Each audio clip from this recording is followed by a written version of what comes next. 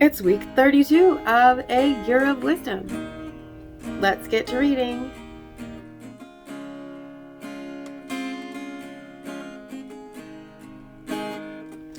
Day 218. Job 6.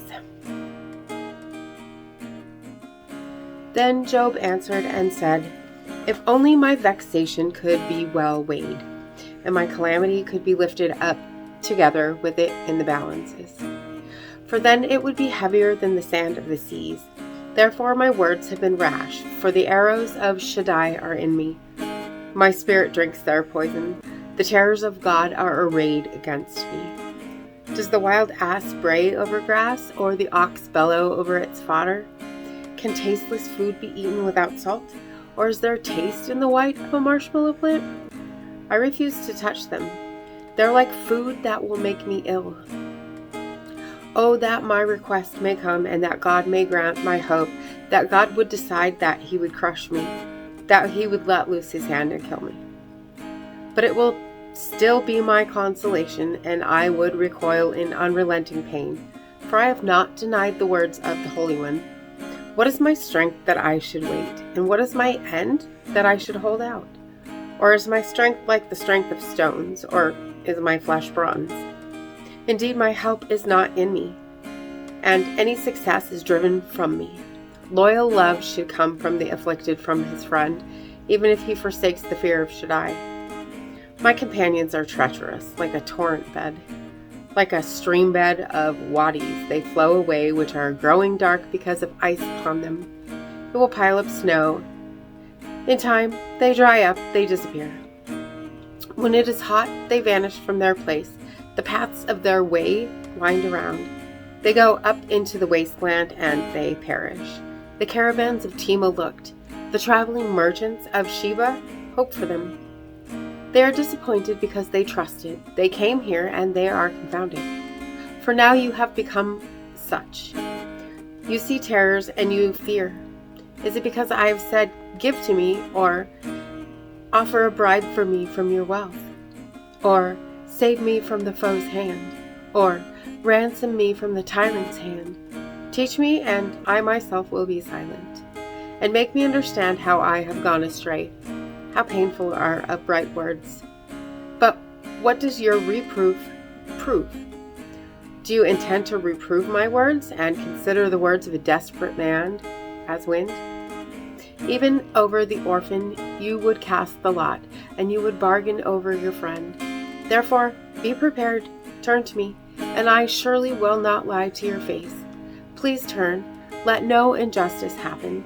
Indeed, turn, my righteousness is still intact. Is there any injustice on my tongue, or can my palate not discern calamity?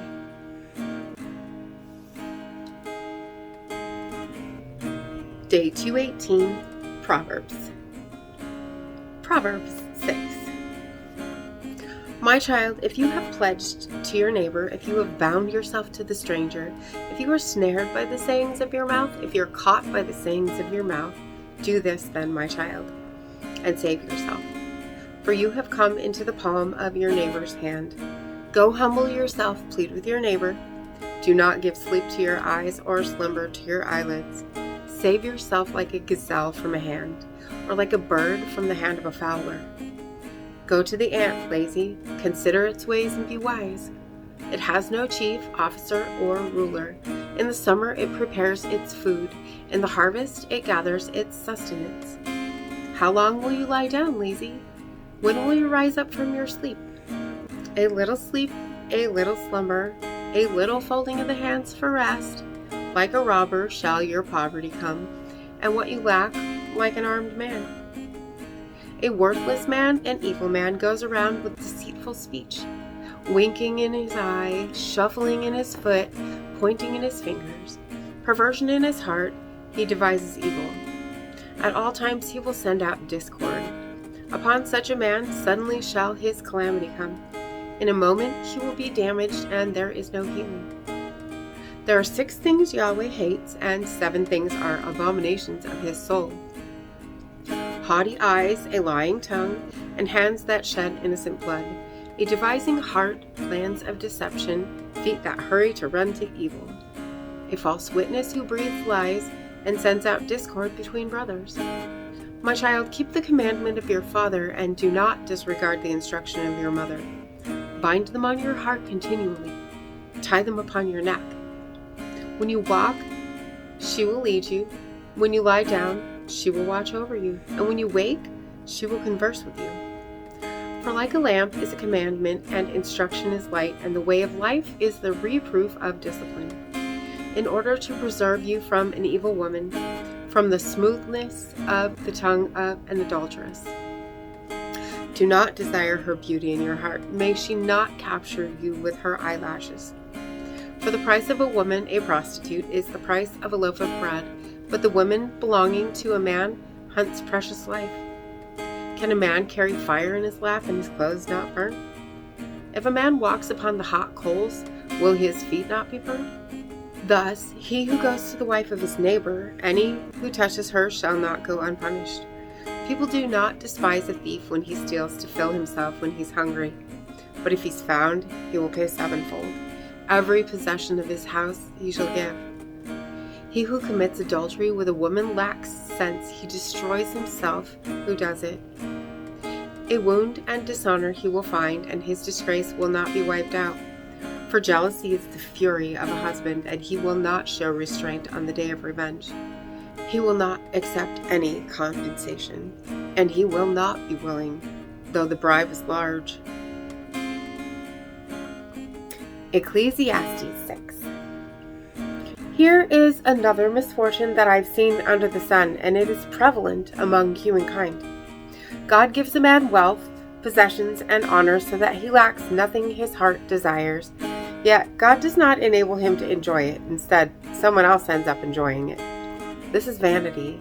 Indeed, it is a grievous ill. Even if a man fathers 100 children and lives many years so that the days of his years are many, if his heart is not satisfied with prosperity and he does not receive a proper burial, I deem the stillborn better than him. For he comes into vanity and departs into darkness, and his name is shrouded in darkness. He has neither seen nor known the sun, yet he has more rest than him. Even if a man lives 1,000 years twice, if he does not enjoy prosperity, both suffer the same fate. All of a man's toil is for his mouth, yet his appetite is never satisfied. So, do the wise really have an advantage over fools? Can the poor really gain anything by knowing how to act in front of others? Better to be content with what your eyes see than for your soul to constantly crave more. This also is vanity and chasing wind. Whatever is, it was already determined. What will be, it has already been decided.